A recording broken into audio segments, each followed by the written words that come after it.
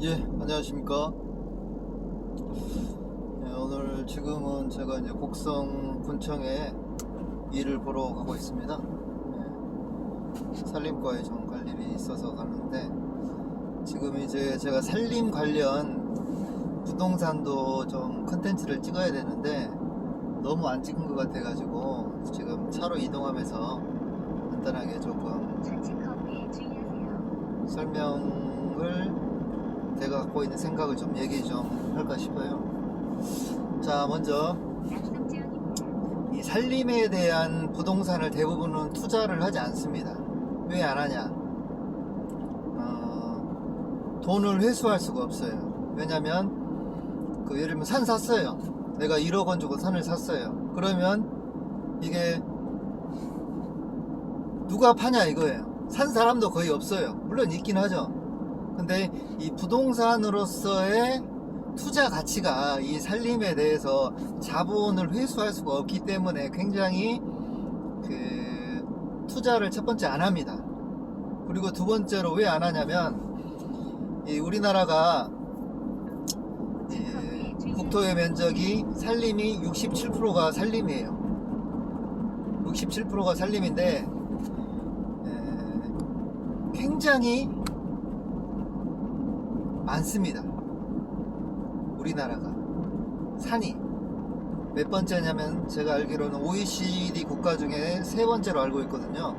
첫 번째가 핀란드, 두 번째가 일본, 세 번째가 우리나라로 알고 있어요.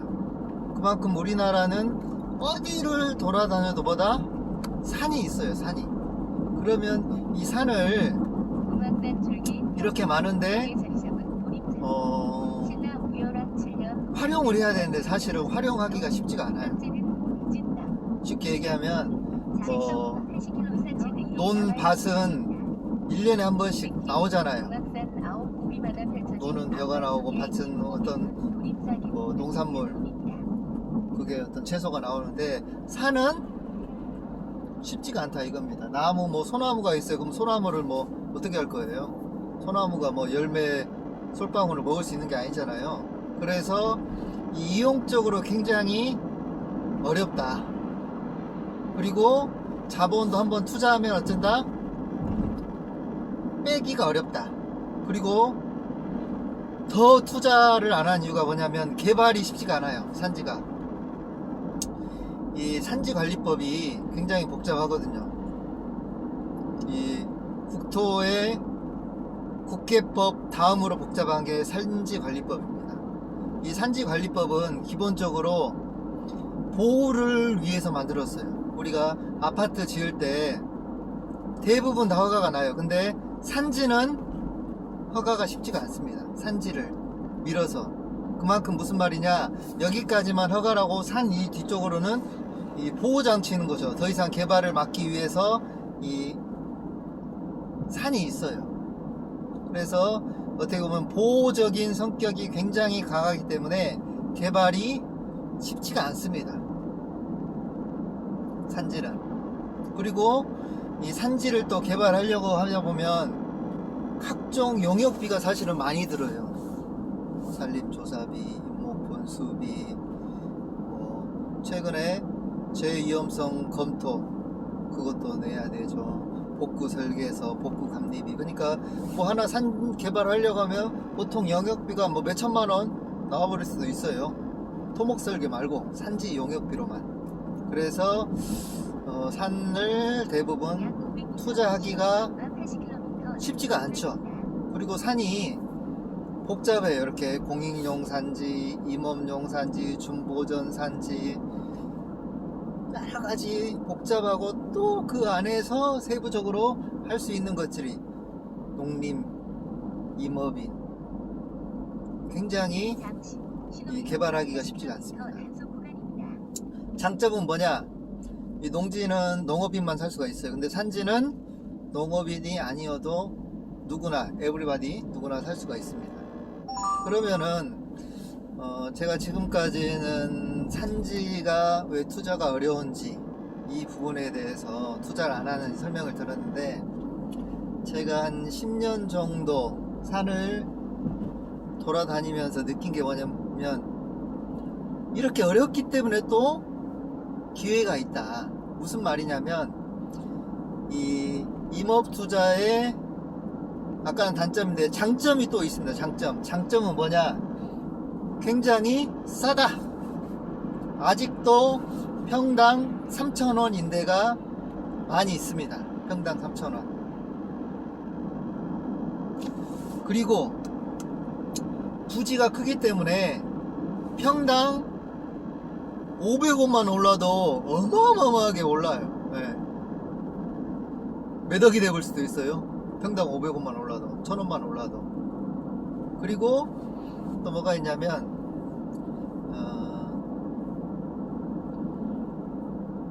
부지가 넓고 싸기 때문에 만약에 개발이 된다 하면 어마어마한 시세 차익을 누릴 수가 있습니다. 개발이 된다 하면. 그리고 꼭 개발을 해야 되냐?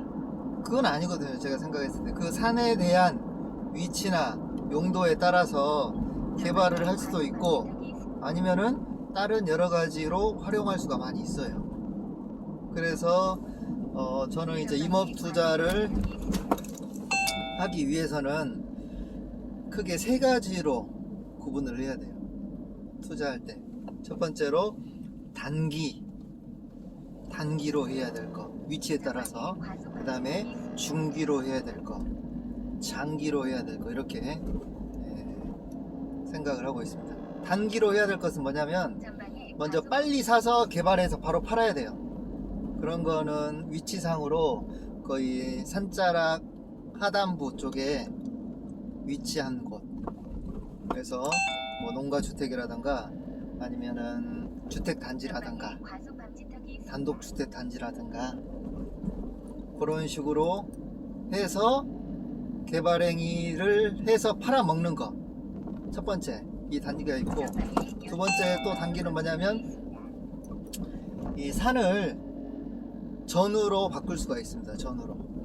그래서 경사가 완만한 지역 또는 옆에 실질적으로 산이지만 논으로 쓰고 있는 데가 있어요. 아니 밭으로 쓰고 있는 데가 있어요. 그런 데 같은 경우는 이제 웬만하면 이 전답으로 산지 전용을 쉽게 할 수 있거든요. 그래서 그쪽으로 할 수가 있고, 그 이제 중기 같은 경우는 뭐냐면 조경수 재배 단지로 하는 것이 괜찮습니다. 중기로. 산에 있는 거기 있는 여러 가지 수종들을 조경수 재배 단지로 해서 나무를 심는 거죠.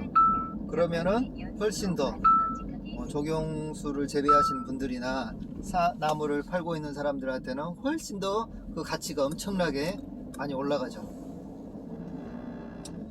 중기로는 뭐 조경수 재배 단지라든가 아니면은 또 뭐가 있을까요?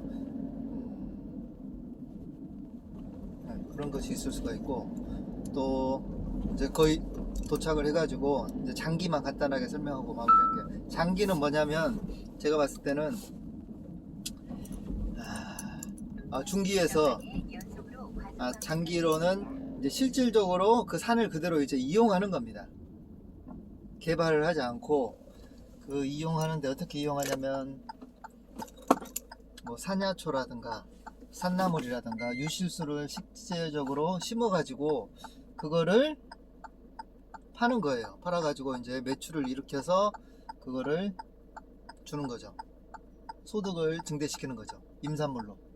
그래서 지금 산나물 같은 경우도 굉장히 요즘 건강에 대한 관심이 많아져 가지고 이 산나물도 굉장히 지금 수요가 굉장히 많습니다. 산나물이라든가 그 다음에 산마늘, 그 다음에 유실수 열매 같은 거, 그것도 굉장히 사람들이 많이 찾고 있기 때문에 그런 부분들도 장기적으로 좀 괜찮지 않냐, 이런 생각을 해봤습니다. 아무튼 이상으로 마칠 수 있도록 하겠습니다.